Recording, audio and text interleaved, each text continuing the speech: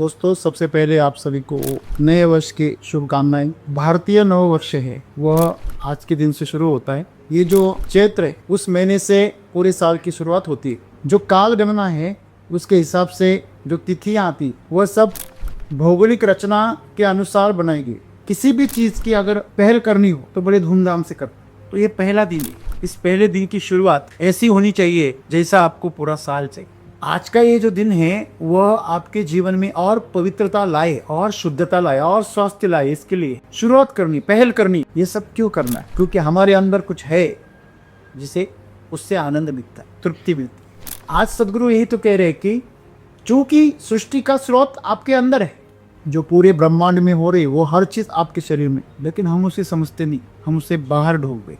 आप खुद को पागल भी बना सकते, खुद को एकदम होशियार भी बना सकते, आप खुद को स्वस्थ भी बना सकते, आप खुद को बीमार भी बना सकते। प्रकृति ने आपको जो सौंपा था वो सबको एक समान सौंपा है। इसी मिट्टी से तो हम आए, तो हम सबका स्रोत एक ही है, हमारी चेतना। जिसने मैन्युफैक्चर किया है उसके पास ही उसका हल है। उसी प्रकार इस शरीर को पंचमहाभूतों से बनाया, तो उसका जो हल है वो उस सृष्टि में, और वो सृष्टि का स्रोत जो है जहाँ से ये सृष्टि निर्माण हो, ये पूरे ब्रह्मांड जिसने निर्माण किया वह भी आपके अंदर है। यह कितनी मजे की बात। जो भी सृष्टि का जो भी उसकी जानकारी लेना चाहते हैं, आप उससे हर चीज़ बनाना चाहते हैं, पाना चाहते हैं, तो हर चीज़ आपको आपके अंदर मिलेगी। यही सदगुरु के। जब तक आप उसे बाहर ढूंढ रहे हैं तब तक आप आपके अंदर के स्रोत की तरफ नहीं जा। हमारे हर एक के अंदर में सवाल है, न जाने कितने हजारों सवाल लेकर हम घूमते इधर, लेकिन हमने इनका हल हमेशा बाहर ढूंढा है। मतलब हम हर जगह पे समस्या लेकर जा। तो सदगुरु तो कह रहे हैं आपकी सभी समस्याओं का हल अंदर है। पूरी सृष्टि का स्रोत आपके अंदर है, तो समस्या तो बहुत छोटी बात। समाधान आपके अंदर है, लेकिन आपको अंदर उड़ना पड़ेगा। तो हमें इस शरीर को मजबूत बनाना है, तो उसकी चुनौतियों को समझना है। फिर हम मन को समझ पाएंगे। जब उसको समझ पाएंगे कभी तो इस्तेमाल कर पाएंगे। हमारे पास में इतना स्मार्ट विज्ञान दिया है ईश्वर ने, ये जो बहुत ही अद्भुत शरीर दिया है, मन दिया है, इसको हमें समझा ही नहीं। इसको अगर हम समझे तो सब कुछ इधर ही। जीवन इतना परिपूर्ण है, इतना संपूर्ण है कि उसके अंदर कुछ भी कमियां नहीं है, लेकिन दुर्भाग्य से हम उसे इस्तेमाल करना, उसको संभालना कैसे वो जानते नहीं। इसलिए हम उसका हल बाहर ढूंढते कि आपके जीवन की जो समस्याएं हैं, जो भी आपके जो सवाल है, जो भी चुनौतियां हैं, तो सबका हल आपके अंदर है, उसका समाधान आपके अंदर है। और उस तक पहुंचना है तो आपको योग के रास्ते से जाना पड़े। 4 रास्ते हैं, चारों में से सभी आसान है। जो आपको आसान लगे उस रास्ते से चल पड़ो। धीरे धीरे आप अंदर मुँह सकोगे, और एक बार आपके अंदर की ज्योति जागृत हो गई, एक बार आपके अंदर से आपको प्रतिसाद मिलना लगे, उस दिन से आपका जीवन बदल जाएगा। आइए हम संकल्प करते कि हमारे अंदर की जो ज्योति है, हमारे अंदर की जो चेतना है, उसको हर दिन हम थोड़ा थोड़ा जागृत करें, साधना करें, वर्तमान में जिए, कोई अपेक्षा ना रखे, और हर समय अपने आप को खोजो। मैं कौन, मैं यहाँ क्यों? इस सवाल के जवाब अपने अंदर ढूंढो, तो हर सवाल का जवाब मिल जाएगा। और आपके लिए इस दुनिया में कोई भी चीज़ ऐसी नहीं रहेगी जो आप पा नहीं सकते। सिर्फ चीज़ इतनी है अंदर, और अपने आप को पहचान, नहीं तो जो आपके पास में अभी है वो बुरा बुझाएगा। नया जीवन है, अभी साहस है, अभी शक्ति है, जोश है, तो पूरी ताकत लगाओ, साधना करो, और अपने आप को पहचान और स्वावलंबी बन जाओ, ये स्वतंत्र।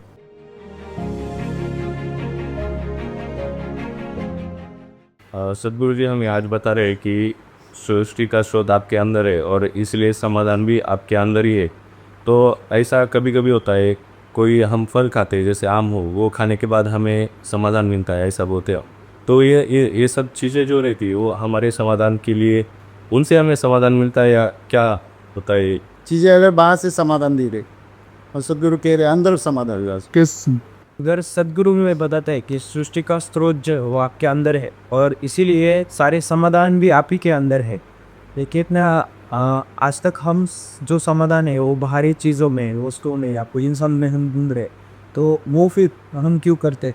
और वो अगर हमारे अंदर है तो उसे कैसे ढूंढे और उसे कैसे चुने?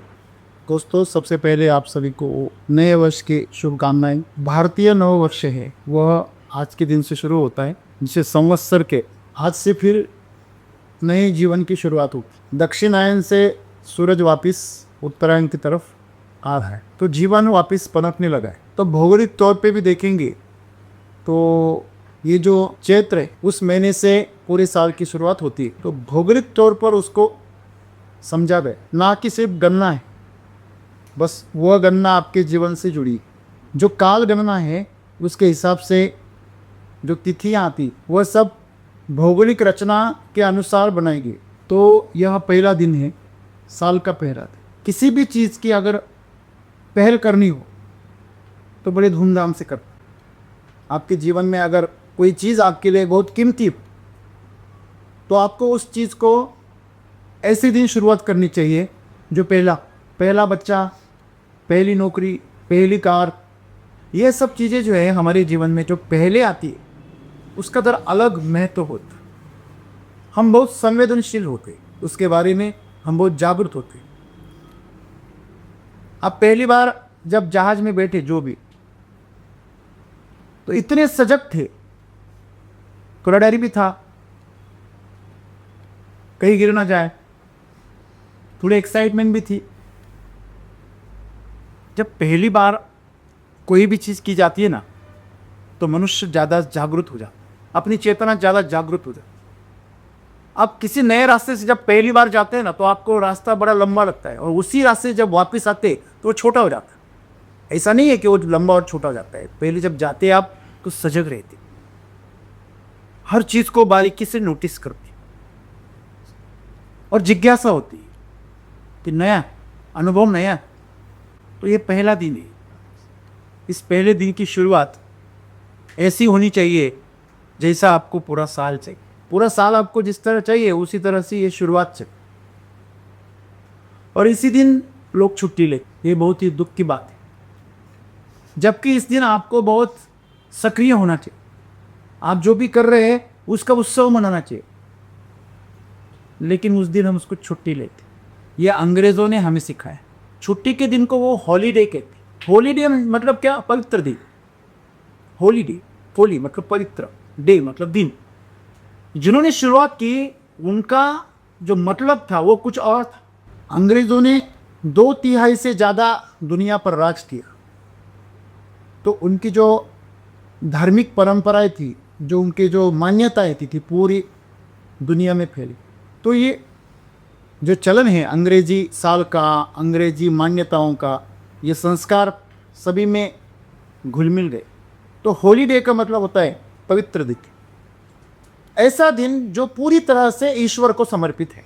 उस दिन सिर्फ ईश्वर को मिलना, ईश्वर से बातें करना, ईश्वर के लिए जीना, जो भी है ईश्वर के लिए करना, इसलिए उसको छुट्टी का दिन मनाया जाता है। छुट्टी इसलिए काम से इसलिए छुट्टी कि आपको पूजा प्रार्थना में और कन्फेशन में और ईश्वर के साथ में वक्त बिताने के लिए आपको वक्त मिले, आप ईश्वर से थोड़ा ज़्यादा निकट चलिए। लेकिन दुर्भाग्य से हम उस हॉलीडे को डर्टी डे बनाते हैं। क्या करते क्या है, जब छुट्टी आती है तो हम क्या कर, छुट्टी के दिन हम मौज करते। मौज का मतलब क्या है? सोते। जिसके पास कुछ भी नहीं है, खर्च करने के लिए पैसा नहीं है, वो सो जाता है। जिसके पास पैसा है वो शॉपिंग के लिए चला जाता, सिनेमा दिखता है, जो भी मौज कर सकता था वो करता है। और मौज आपको आलसी बना दी, मौज आपको कमज़ोर बना दी,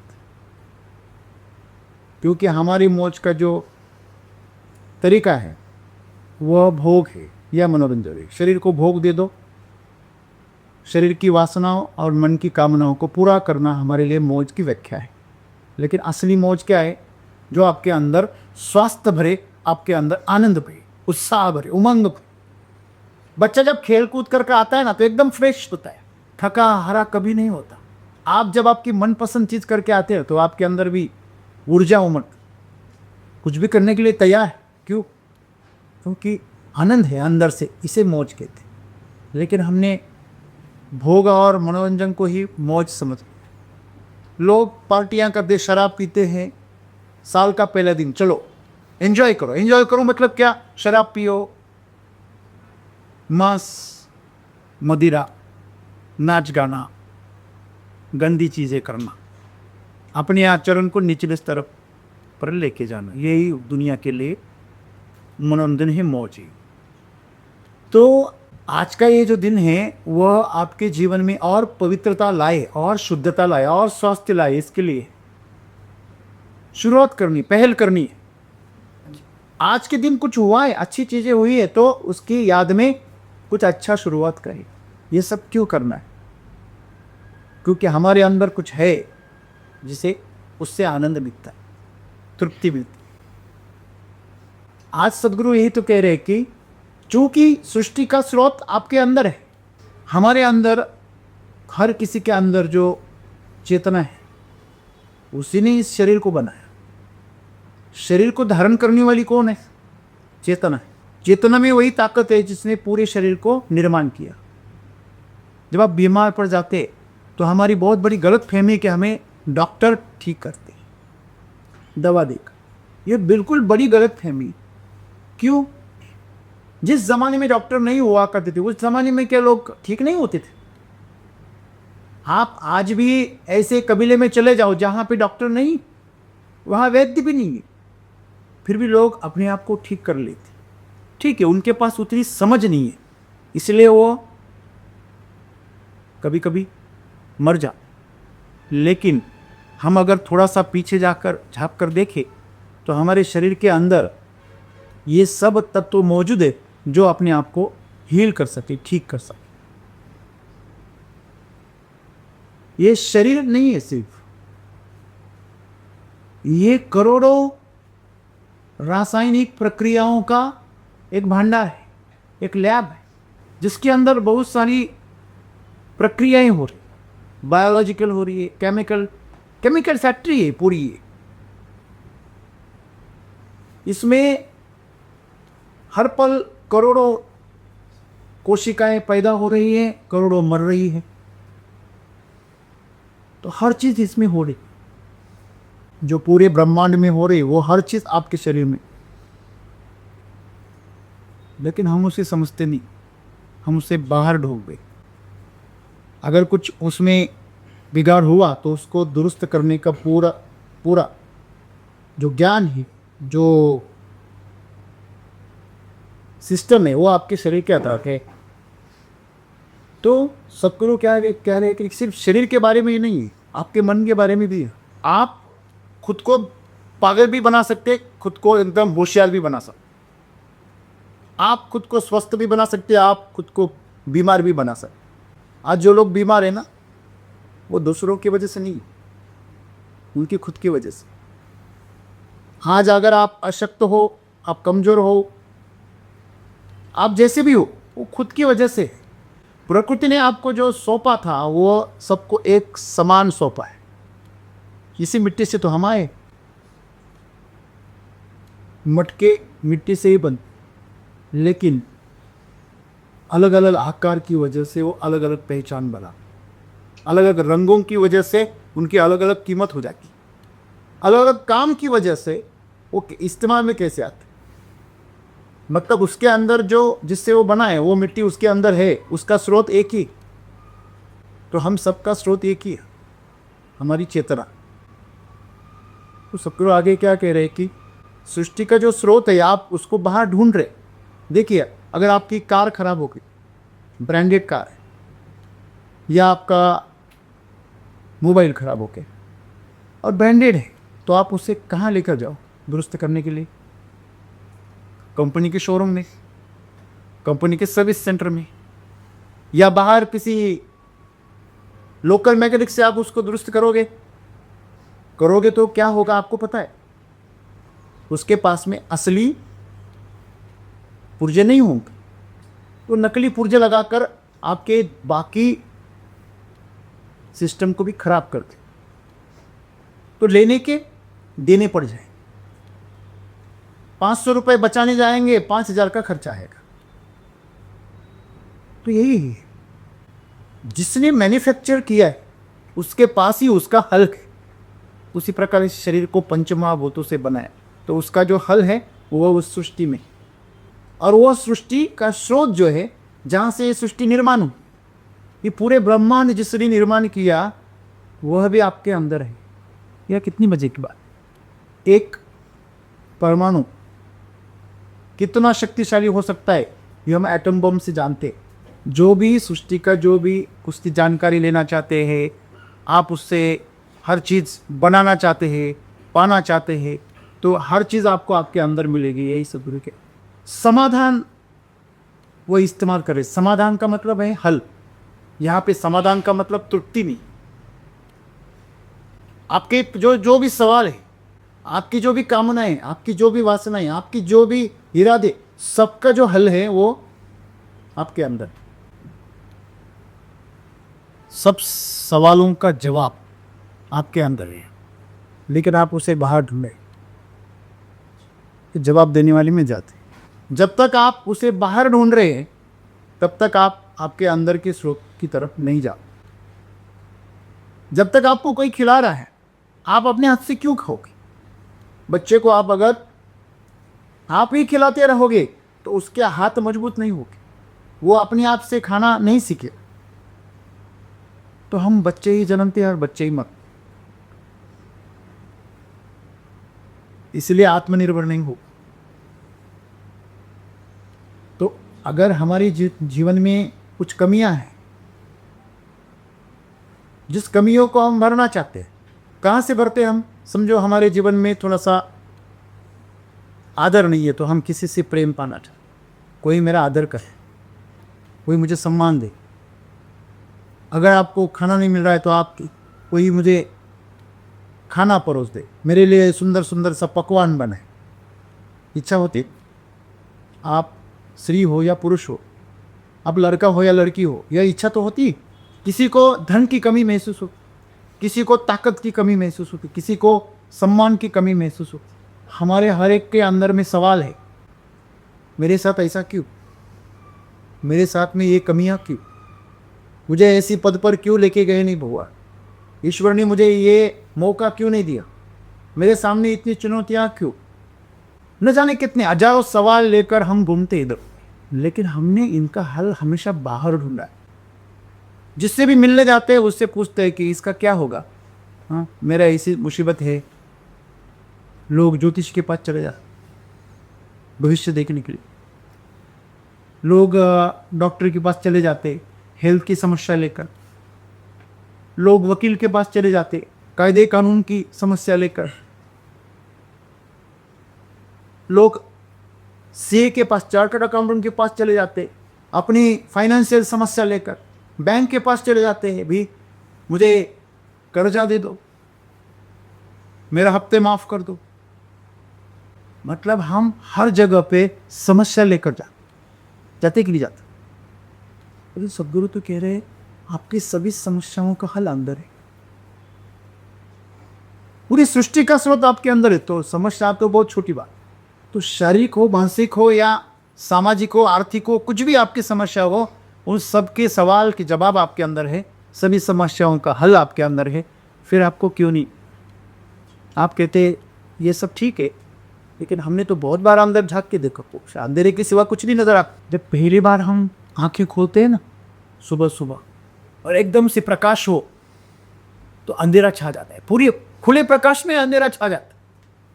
अगर रात में यहाँ पर आप बिजली कड़के और एकदम से प्रकाश हो जाए तो अंधेरा छा जाए।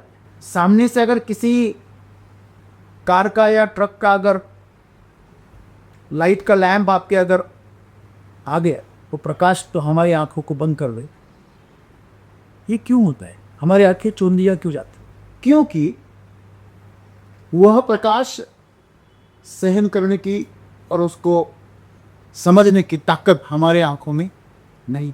अगर आपको कोई कहे कि ये सभी पैसे तेरे, करोड़ों रुपए रखे हुए, ये सभी पैसे तेरे, लेकिन तुझे एक साथ में 5 करोड़ रुपए उठा के लेके जाने पड़े। अभी जिसको पता ही नहीं 1 करोड़ का वजन कितना होता है, वो बोलेगा हाँ चलो मैं ले लूंगा। अगर तू नहीं उठा पाया तो तेरी सब प्रॉपर्टी में। अभी सोचे नहीं, अभी कैसे संभव है 1 करोड़ को खोका यूं ही थोड़ी बहुत। तो समझने वाली बात क्या है कि ईश्वर तो आपको बहुत कुछ देगा, क्या आप में उसको सहने की ताकत है?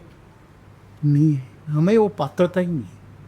इसलिए सदगुरु कह रहे कि समाधान आपके अंदर है, लेकिन आपको अंदर मुड़ना पड़ेगा और तुरंत आपको कुछ नहीं दिखेगा, अंधेरा ही दिखेगा। थोड़ा शांत हो जाओ, शांत होने का प्रयास करो, उसी साधना का आगे। और जब आप अंदर मुड़ोगे, इस शरीर को मौका दो। आप बीमार हो गए ना, इस शरीर को ठीक होने का मौका दो, उसकी सहायता करो। वो क्या चाहता है? वो चाहता है कि आप कुछ ना खाए, वो चाहता है कि आप जूस पिए, आप उसको ताज़ा फलाहार दे। जब आप बीमार पड़ जाते हैं ना, तो आपको उसे क्या देना चाहिए ये आपको बताता है। इस प्रकार के हम अगर इस शरीर की सुनने लगे, इसकी भाषा को समझने लगे, ये जब आपकी तरफ शिकायत करता है ना, तो ये उस शिकायत से आपको और मजबूत करना चाहता है, लेकिन हम डरते हैं और इसलिए हम ताकतवर नहीं हो पाते, हम किसी सीमा को लांघ नहीं पाते। तो हमें इस शरीर को मजबूत बनाना है, तो उसकी चुनौतियों को समझना है, फिर हम मन को समझ पाएंगे। जब उसको समझ पाएंगे कभी तो इस्तेमाल कर पाएंगे। आपके पास में मोबाइल है, आपको समझता ही नहीं है वो खुलता कैसे है, उसमें कॉल कैसे लगाया जाता है, उसमें रिकॉर्डिंग कैसे, पता ही नहीं आपको। जो बटन वाला मोबाइल यूज़ करता है, गांव वाला देहाती इंसान, उसको आप स्मार्टफोन दे दो तो वो तो पगला जाएगा। इसी प्रकार हमारे पास में इतना स्मार्ट, ये जो विज्ञान दिया है ईश्वर ने, ये जो बहुत ही अद्भुत शरीर दिया है, मन दिया है, इसको हमने समझा ही नहीं। इसको अगर हम समझे तो सब कुछ इधर ही। जैसे वैनिटी वैन होती है ना, वैनिटी वैन में तो आप पूरी तरह उसमें रह सकते हैं, खा पी सकते हैं, सो सकते हैं, आराम कर सकते हैं, पूरा घर ही होता है उसके अंदर। एक ट्रक के अंदर घर होता है, लेकिन अगर हमें उसका पता भी नहीं तो हम उसे इस्तेमाल कैसे करें? सब सुविधाएं उसके अंदर, लेकिन आपको पता ही नहीं कौन सा इस्तेमाल, कौन सी सुविधाएं कैसे इस्तेमाल करनी, तो आप नहीं समझ सकता। उसी प्रकार जीवन इतना परिपूर्ण है, इतना संपूर्ण है कि उसके अंदर कुछ भी कमियां नहीं है, लेकिन दुर्भाग्य से हम उसे इस्तेमाल करना, उसको संभालना कैसे वो जानते नहीं, इसलिए हम उसका हल बाहर ढूंढते। अपने घर में ट्रैक्टर है, लेकिन ड्राइवर ना होने की वजह से बाहर से ट्रैक्टर लाना पड़ता है। आपके पास में कार है, लेकिन आपको चलानी नहीं आती, और ड्राइवर नहीं मिला तो आपको पब्लिक ट्रांसपोर्ट से जाना पड़ता है। वो कार क्या काम की? वही हमारे साथ होगा। हमारे पास में सब कुछ है, ईश्वर ने सब कुछ दिया है अंदर, जिससे आप अमीर हो सकते हो, जिससे आप बलवान हो सकते हो, जिससे आप महान हो सकते हो, जिससे आप इस दुनिया की हर चीज़ पा सकते हो। सब कुछ दिया है अंदर, लेकिन मार सहायता, भीख मांगते, सहानुभूति मांगते, हे मुझे दे दो, मेरी सहायता करो, क्योंकि हम हमारे अंदर के स्रोत को इस्तेमाल करना नहीं चाहते। जैसे कस्तूरी मृग के नाभि में कस्तूरी होती है, लेकिन जीवन भर उसके सुगंध में दौड़ती रहती। उसी प्रकार हमारा जीवन होता है। हमारे अंदर सब कुछ है, लेकिन हमें उसका पता भी नहीं। इसलिए गुरु कह रहे कि आपके जीवन की जो समस्याएं हैं, जो भी आपके जो सवाल है, जो भी चुनौतियां हैं, उस सब का हल आपके अंदर है, उसका समाधान आपके अंदर है। और उस तक पहुंचना है तो आपको योग के रास्ते से जाना पड़े। जो कर्म कर रहे हैं उसमें डूब जाओ। आप जो जानकारी ले रहे हो उस ज्ञान को अपने अंदर डुबा लो, उस तरह आचरण करो। आप जो जिससे आप निष्ठा रखते हो, जिससे आपका प्रेम है, पूरा विश्वास है, श्रद्धा है, उसके लिए पूरा समर्पित हो। या आप क्रिया योग करो। 4 रास्ते हैं, चारों में से सभी आसान है। जो आपको आसान लगे उस रास्ते से चल पड़ो। धीरे धीरे आप अंदर मुँह सकोगे, और एक बार आपके अंतर की ज्योति जागृत हो गई, एक बार आपके अंदर से आपको प्रतिसाद मिलना लगे, उस दिन से आपका जीवन बदल जाएगा। फिर आपके अंदर कभी खालीपन कभी नहीं आएगा। आप सम्राट बन के सम्राट हो। आप सम्राट हो, ये बात समझना और उसको अनुभव करना, यही अंदर। तो आज के इस मंगल दिन पर, जबकि नए साल की शुरुआत है, आइए हम संकल्प करते कि हमारे अंदर की जो ज्योति है, हमारे अंदर की जो चेतना है, उसको हर दिन हम थोड़ा थोड़ा जागृत करें, साधना करें, वर्तमान में जिए, कोई अपेक्षा ना रखे और हर समय अपने आप को खोज, मैं कौन, मैं यहाँ क्यों, इस सवाल के जवाब अपने अंदर ढूंढो तो हर सवाल का जवाब मिल जाएगा। और आपके लिए इस दुनिया में कोई भी चीज़ ऐसी नहीं रहेगी जो आप पा नहीं सकते, जिसकी आप आकांक्षा कर रहे हैं, जिससे आप इच्छा कर रहे हैं आज, वह हर चीज़ आप आपके अंदर से पा सकते। सिर्फ चीज़ इतनी है अंदर, और अपने हक को पहचान, नहीं तो जो आपके पास में अभी है वो बुरा बुझाएगा, बेकार। अगर काल आपके पास में और आप इस्तेमाल नहीं कर रहे तो वो कचरा हो जाएगी। फिर आप चलाना भी सीख लो तो फिर चल नहीं पाएगी। उस दिन का इंतज़ार मत करो। नया जीवन है, अभी साहस है, अभी शक्ति है, जोश है, तो पूरी ताकत लगाओ, साधना करो और अपने आप को पहचानो और स्वावलंबी बन जाओ, ये स्वतंत्र।